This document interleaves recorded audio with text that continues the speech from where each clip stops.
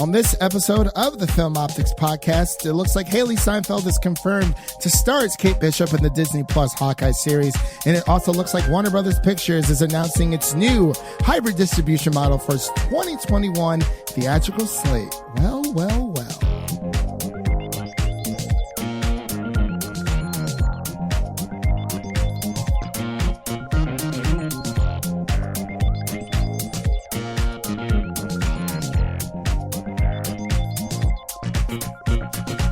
Hello, everyone, and welcome back to Film Optix, brought to you by the Drive-In Podcast Network, where each and every week we bring you the headline hot takes of entertainment news. We've been away for a few weeks there. You know, we had Thanksgiving coming up, so, you know, we figured we'd take a little bit of a break, and I totally forgot that we recorded 2 episodes, review episodes, so that's why, we dropped our Lego Holiday Star Wars special that's now streaming on Disney Plus.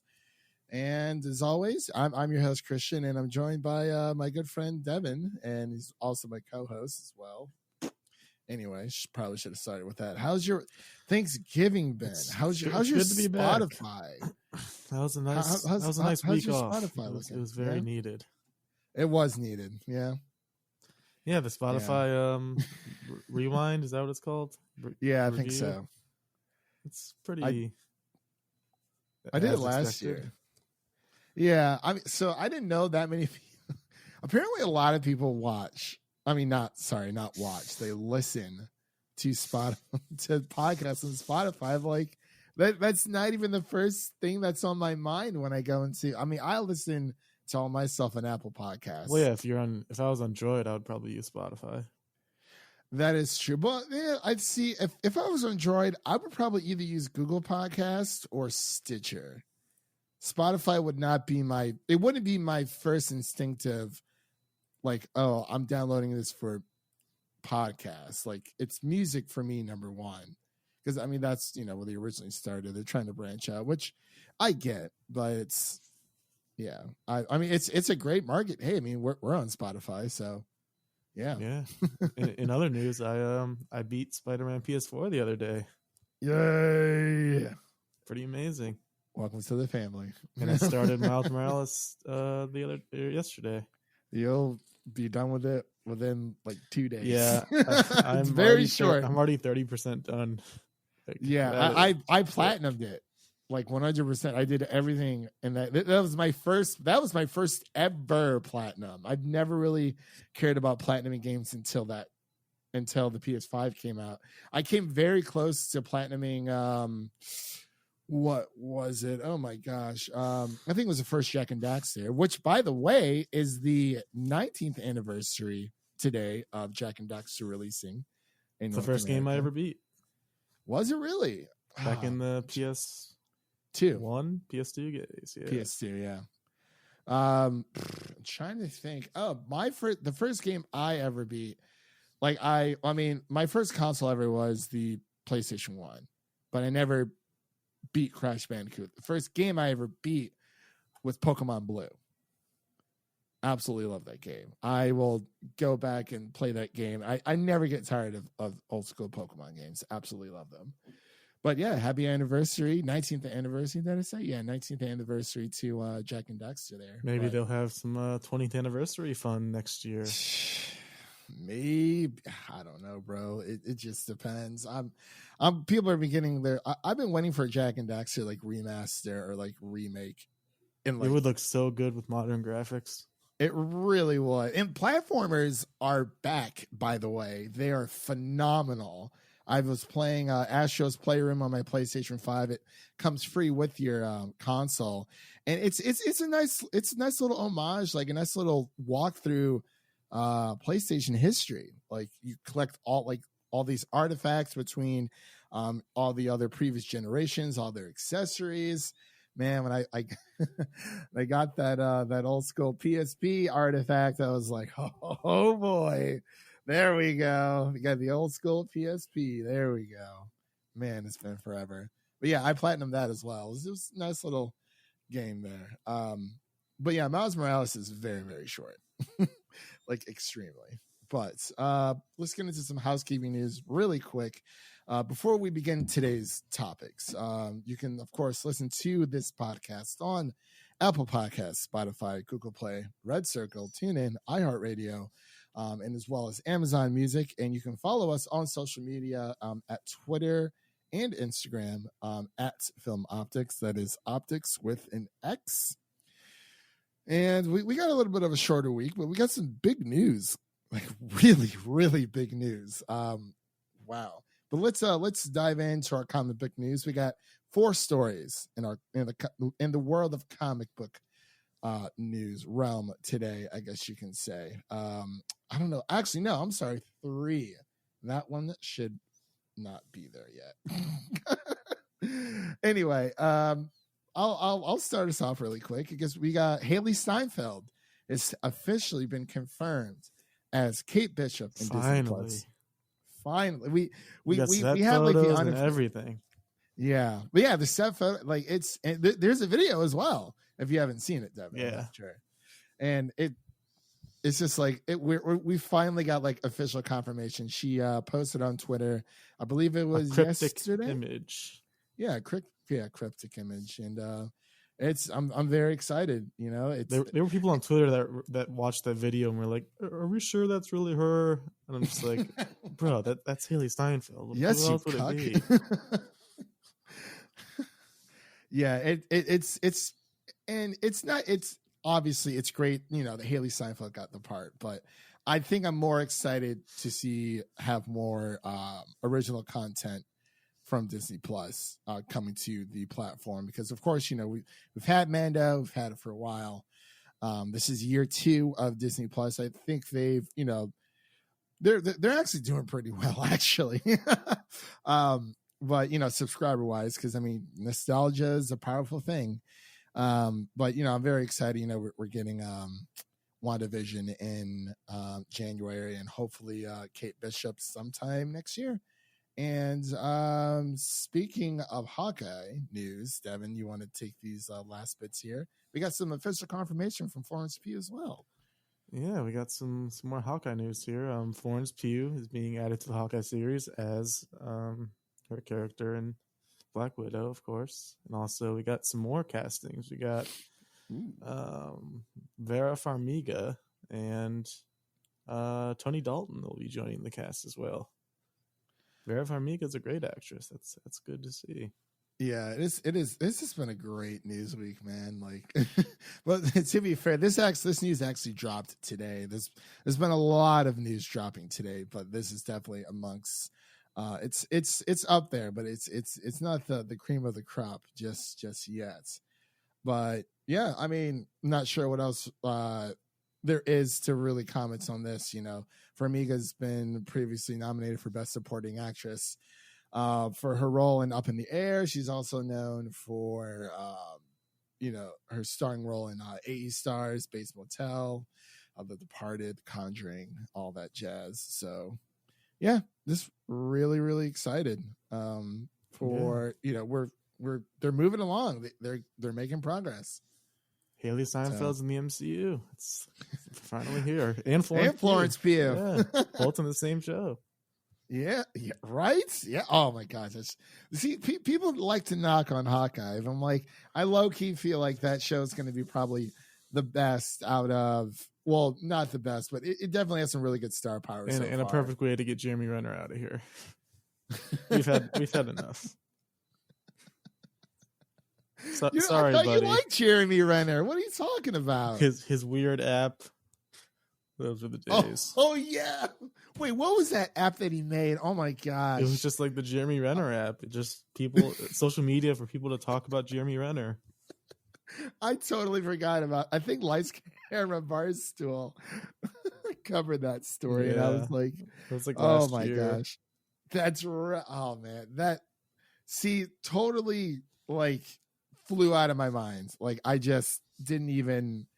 Man, there's so many things.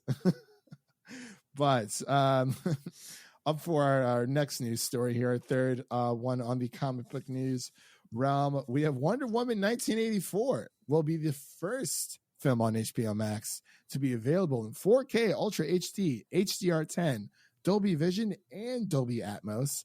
HBO will plan to expand these capabilities to further films and TV series, as well as adding support for additional devices throughout the year 2021. So, for those of you who don't know, Wonder Woman is having a hybrid or dual release. It will be dropping in theaters. It will be releasing in theaters and on HBO Max on Christmas Day simultaneously. So, yeah, we originally thought that would be a good testing point, but they heard enough. They said, you know what? We're going to take this further. We're going to take this further, and we're going to kill Quibi. No. But yeah, let's actually talk about that, because I feel like that is the that's the biggest news. The biggest news we're all getting year, here. possibly. Yeah. Oh my gosh. I think. Wait. Did we get rid of it? Hit Control V. Maybe you cut it. Hit Control V. Oh, there is this it it? is. Oh my God, my bad. So Warner Brothers is planning to debut its entire 2021 film slate, including Dune and Matrix 4, both on HBO Max and theater within this coming year, of course. And the Suicide Squad. This also includes The Little Things, Tom and Jerry, Godzilla vs. Kong, Mortal Kombat, Space Jam: A New Legacy, and a few others as well. It's a Judas and the Black Messiah, literally their entire catalog, their film catalog that was planning on coming to theaters, will also be dropping on HBO Max day one. But there is a little bit of a caveat. Yes, Warner Brothers is planning to release these films, throughout 2021 day and date with their theatrical release. But it will only be available for HBO Max subscribers for 31 days after the 1 month mark. These movies will only play in theaters until they reach the traditional home entertainment frame. So we've been seeing a lot of people out there, these reactionaries, like, oh my gosh, the theaters are dead and blah, blah, blah, blah, all this other stuff. No, they're only doing this for the year 2021. Based off the circumstances with COVID, of course. And after, these movies have reached traditional home entertainment frames or into, Blu-ray and whatnot, from there, people can rent them on online platforms from Amazon, iTunes, Fandango. It's unclear when those titles will return to HBO Max. So I just want to clear the air there for everyone, instead of just, assuming that theaters are completely dead. They're not planning on carrying this type of practice through 2022. This is a 1 year unique plan. Well, they haven't confirmed that it's just a 1 year plan. It's just for now. It's just the 1 year, but they can easily extend. Well, yeah, it can easily bleed into 2022, but it depends. There's so many factors within. Is there a vaccine? And also, just because, they've made this plan as of now does not mean that, let's say, somewhere down the line in, I don't know, March or April, there is a vaccine for COVID. It's been regulated, it's all the kinks have been worked out, and they could very well reverse this decision. I mean, it's their properties. They can decide whatever they want to do with them. So, as of right now, nothing has happened. Do I feel like it's a bit reactionary on Warner Brothers' side to go ahead and do this prior to seeing how Wonder Woman will do? Yes. But at the same time, they are giving people the choice. And I kind of have to commend them for that. No other studio is really trying to adapt to the situation at hand. But I'll let you talk, Devin. I'm sorry, I've been talking this entire time. But what are your thoughts about the situation? Yeah, I mean, as you know, my initial first thought was just scared for the movie theaters out there, because, I mean, no matter how you spin it, it's tough for the movie theaters, because no one's going to want to go to a movie theater, especially during a pandemic, when it's just on HBO Max the same day anyways. So the theaters are already struggling. They're not going to have a bounce back year in 2021 like they kind of were expecting and hoping for and that they need. So I hope they survive.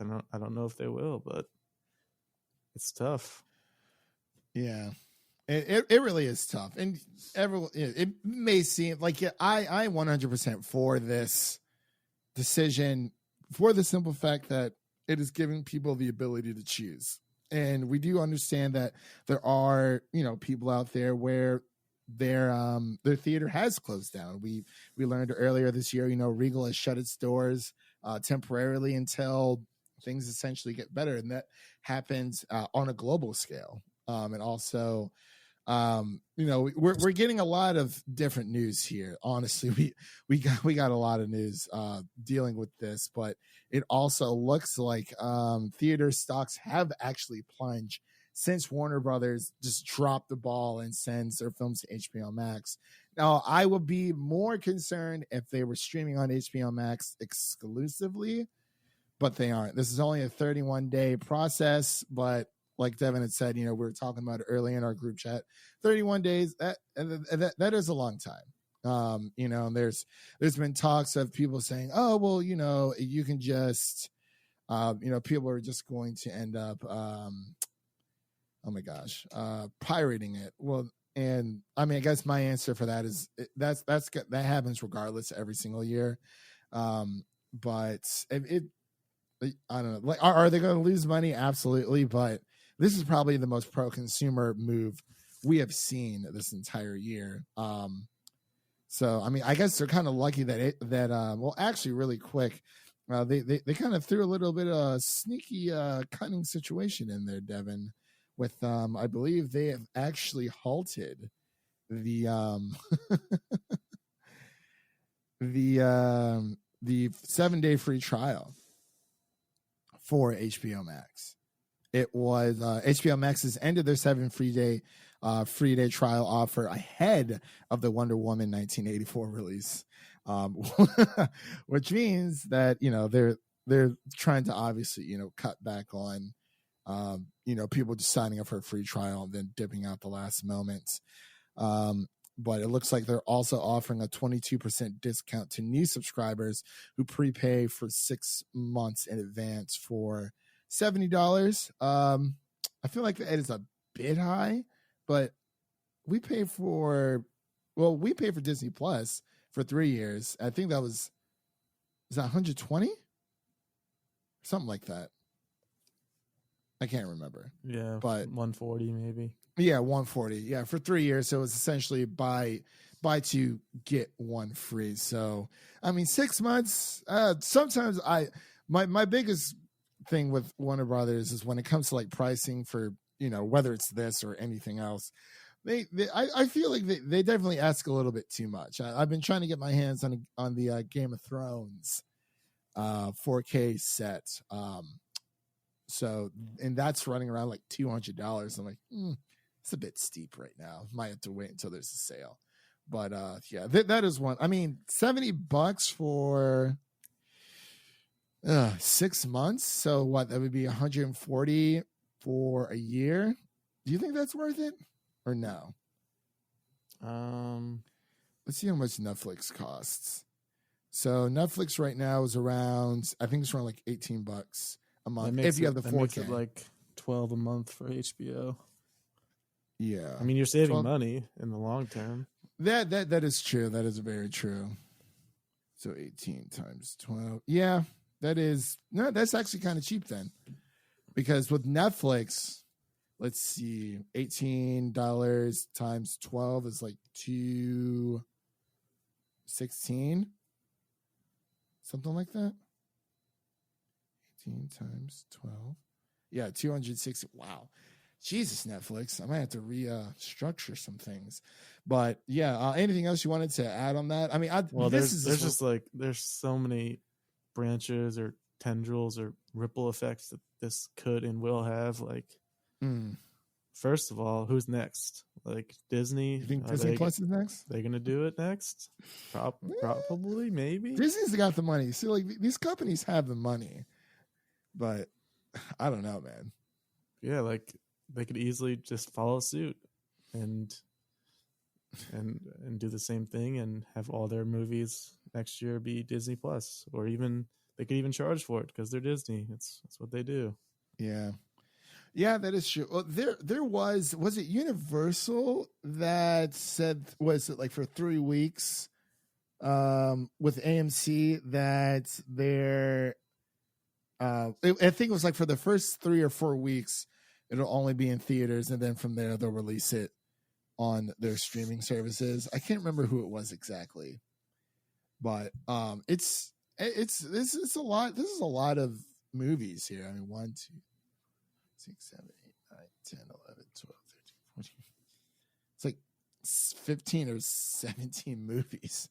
I mean, the release dates are there. So Mortal Kombat, January 15th is the second movie that will be dropping. But I think they're trying to sweeten the deal with, of course, with the 4K HDR and HDR10, giving people that access as well. Because I feel like if it was just, your standard HD streaming, me and Devin have talked about it at arm's length, then a lot of people wouldn't be happy about it. But it is nice that they are giving the people what they want.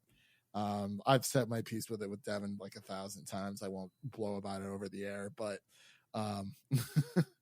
but yeah, that is very it's been interesting for sure, man. Also, Christopher Nolan, what's going to happen there? He's not going to want to continue his partnership with Warner Brothers because they're going against theaters here a little bit, so he might be a free agent. Yeah. You see, it's like, okay, I'm sorry, but Christopher Nolan did that to himself. Like, I understand. Yes, we saw 10 in theaters. And of course, there is nothing like a Nolan experience in IMAX whatsoever, even though I probably should have seen it in Dolby because IMAX seating at my theater just absolutely sucks. But it's like, I mean, you did try to release a movie during the middle of a pandemic. Like, do you really think your movie was going to do that well? Like, I mean, I get it, but kind of did it to himself just a little bit. But I mean, hey, if I mean, we don't know how long his his contract is with Warner Brothers. We don't know the details or whatnot, but yeah, he might be a free agent, may want to take his movies elsewhere. But I think a lot of people are kind of forgetting that this is literally temporary.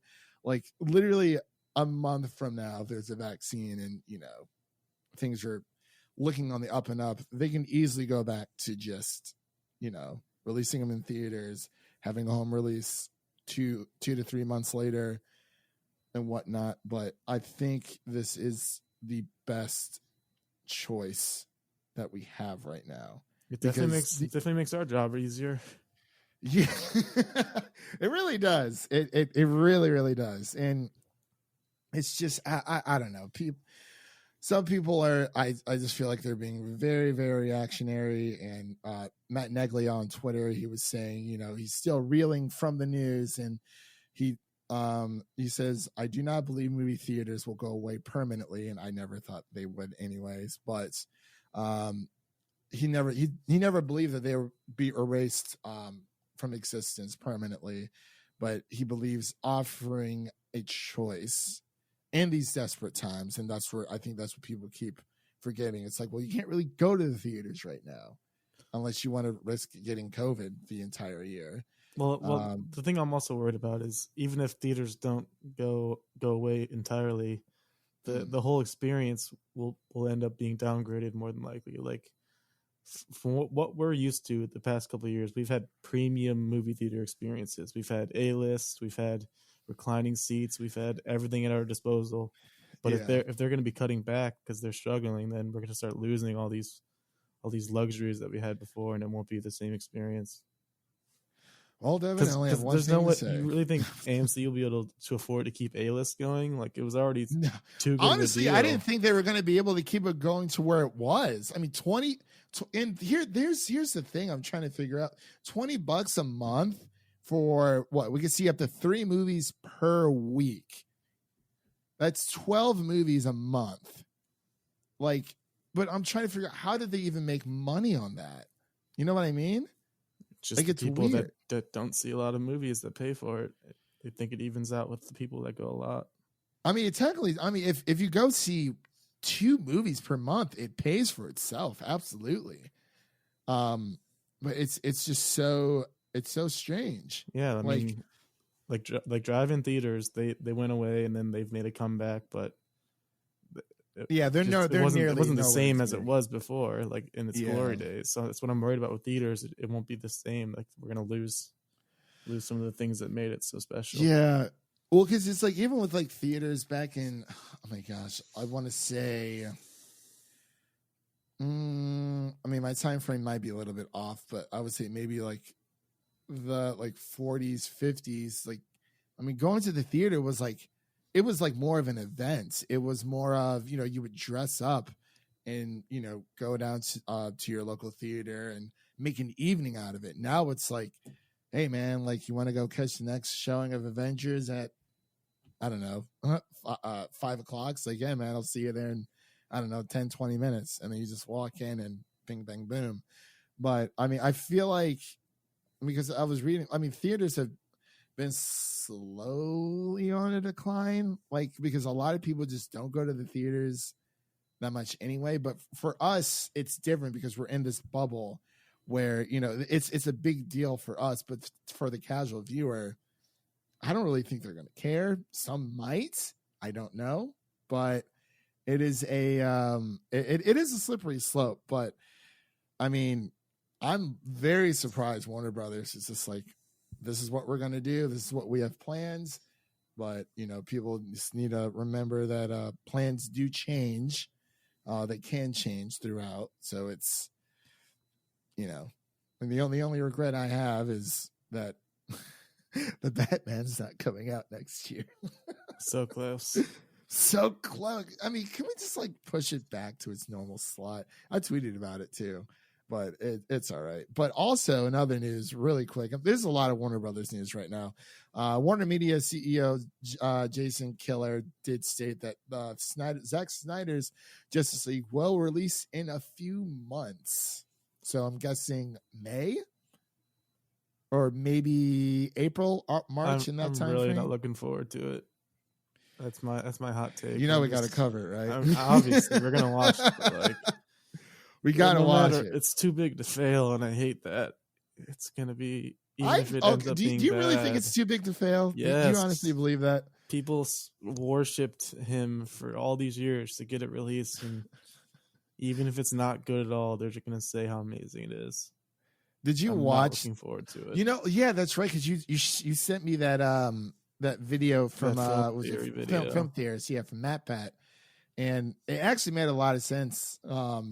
People have it in their minds where, it's like that with anything. They're just essentially overhyping it so much to the point where they're like, oh, it can't fail. And even if it's something that they don't really like, it's like they try to convince themselves that this is what they wanted and that this is amazing, even though normal circumstances, it is not that great at all. But also, the House of Dragons, Game of Thrones, will begin production in 2021. Very excited for that. So hopefully 2022 release date. So, all right. Are we all warmed out for now? Moving on to some comic relief. Quibi is dead. Yes, Quibi is dead. We don't need to spend much time because we've already given Quibi too much time on this podcast. No need for a funeral. We just leave them in the dust. They really wanted to be just like HBO. Quibi, a day after announcing it will shut down, less than several months after launching, told customers that it expects to shut off the streaming service on or about December 1st. Goodbye. December 3rd. Quibi is dead. They don't know what's going to happen with the Quibi content. They don't know if... Just put it on YouTube. That's what it was anyways. It was just bad YouTube. Yeah. Oh, man. Oh, well. You tried. I mean, if you're not a monolith company, do you really... But what's the point of even making a streaming service? I mean, Peacock is You pushing. didn't even it have to be a already. monolith company. They had all the money and funding, and they just had a terrible idea. Yeah, that was a really bad idea. Like on paper, it sounded really, really good, but in practice, it was just terrible. But oh well. Moving on forever. Moving on, yeah, we're in our new normal section here. We got a few news stories here, some good, some bad. Well, yeah, actually, no, some bad for sure, absolutely. So it looks like Umbrella Academy star Elliot Page, formerly known as Ellen Page, has announced that he is transgender. This news came out yesterday, I believe. Came out of left field. Was not expecting it whatsoever, but apparently he will be reprising his role as Vanya on Umbrella Academy Season 3. Very interested to see what they're going to do with that. Unless good for him. That's really the only question that I had was what's going to happen with Vanya. Yeah, because unless maybe Vanya is also trans, I don't know. So turns out to Victor. I can see that happening. I don't know. We'll just have to wait and see. So, congratulations, Elliot Page. Yeah. Now on in to other news, terrible, awful news. Go ahead, Devin. I know how much you love this movie, so you might as well just. There's a Tall Girl sequel in the works at Netflix for some reason. I haven't even seen the movie, but I just know it's one of the worst. I've only seen Cosmonaut Marcus's, who also, by the way, really quick, made a phenomenal video about why Batman v Superman sucks. Or is it the worst superhero movie ever? ? Half the video is talking about Man of Steel, because I feel like you can't talk about BVS without talking about Man of Steel, because it is technically like a trilogy of sorts with Man of Steel, BVS, and Justice League. But did you watch it? Yeah, it was perfect. Dude, also, by the way, he rips apart Spider-Man 3 and the Amazing Spider-Man series. I'll have to send them to you. Like he's so negative with his views, but jeez, dude, it is did you see the film theory video of ripping apart Aquaman? Yeah. Great. I mean, it's very easy to. Yeah, he actually hates fish. Yeah, actually. That's a good one too. Oh man, but yeah, Tall Girl sequels in the works, and yet Daredevil got canceled. But have no fear, Tall Girl sequel is in the works. Cosmonaut Marcus actually did a Cosmonaut picture show for Tall Girl. Dude, it's so funny. I might have seen it. I watched a bunch of people talk shit about the movie, but he might have been one of them. I'm definitely have to pass on this news for sure, but I mean, whatever. Anyway, we actually have some more disappointing-esque news. You want to take this one really quick? Some maybe potentially some scary news here. Academy is mulling options for the 2020 Oscars ceremony. And contrary to popular report, no decision has been made to move forward with in-person ceremony, because originally a couple days ago it came out that the Oscars were planning to have an in-person ceremony in 2021, and I was like, that's a bad idea. Don't do that. But now they're just considering it. I think enough negative reaction came out that they were like, okay, we're just gonna float this out there. If we want to do like a watch party, like, I mean, come on now, this is crazy. Like, why would you take that away from people? Like, I don't know. I mean, it is what it is. I'm glad it's just they're considering it, but honestly, I don't think they should be just considering it, because just do it virtual, just like the DC fandom. Yeah, just like the Emmys. Yeah, I didn't watch that, but yeah. Oh no, the Emmy, it worked. The Emmys works, and of course we have the Game Awards coming up. This will be the first time, they're doing a virtual event. Jeff Keighley, he's been at it, so this is like the one thing he's working towards like every single year. Even though, and I actually wanted to ask you this question. So, how. With the Game Awards are usually on December 10th every single year for the past, It's been 4 or 5 years so far. It's only actually, I would argue that it's actually gotten better and better every single year. But this year it is 4 hours long, which is a bit of a stretch, but this is how these award shows go. Even though the Game Awards isn't as serious as like the Emmys or the Oscars or the Grammys, and that's another whole different thing of itself. I was going to ask, do you think that the Game Awards should be pushed back until like January, February time? What day is it? December 10th? Yeah, it's AKA December 10th. Cyberpunk Day. Not great. No, yeah, but timing. Yeah. Sorry, go ahead. Not great timing there. I feel like a lot of people won't take a 4-hour break from Cyberpunk in order to watch. Yeah, it happened 2 years ago. Because I guess my reasoning is that, like, I mean, it's usually always in December. Maybe not always December 10th, but it's always in December. And there's been at least 2 other great games that have had to miss out the year that it was released just to be nominated next year when, like, I mean, virtually no one really cares about it. And so last year it happened with Star Wars Jedi Fallen Order, because that's actually in this year's slot because it got released. It was either after or on the cutoff date. Super Smash Brothers Ultimate released the same night as the Game Awards a few years ago as well. So it's like, it's just so crazy. Like I just feel like they might have a little bit better idea to like push it to January, so that, I mean, December is obviously, there's rarely any games come out in December, but to give those December games a chance in the spotlight as well. Because, like, I mean, unless Cyberpunk is gonna like knock our socks off, it won't be nominated until next year, which is, it's a little weird. But yeah, I just had thoughts about that. But yeah, the Oscars, we're praying that we get to watch it along everyone else. It will be awesome if we got like some people together, did like a little Oscar virtual watch party or something like that. So that would be cool.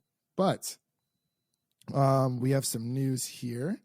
This has some really good news. It looks like Euphoria, the special episode, you'll be able to stream it early on HBO Max. So it looks like, let's see, HBO Max is surprising fans with the early late night premiere of HBO's Euphoria on Thursday, December 3rd, 12 a.m. Eastern, 9 p.m. Pacific time. And I guess the first 2 special episodes will debut on HBO Sunday, December 6th at 9 p.m. Eastern. So that's pretty cool. Very excited. Yeah. Too. Not so epilogue. Yeah. It's not season 2, people. They literally put it on the poster. This is not season 2.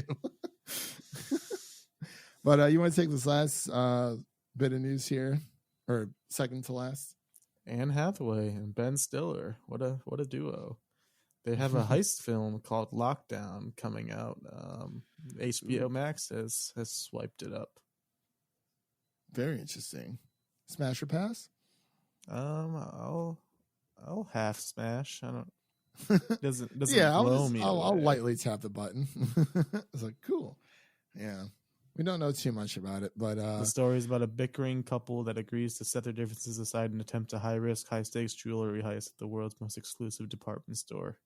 Wow. Okay, that sounds pretty cool. I haven't seen Ben Stiller in something in a while, so that'll be interesting to see.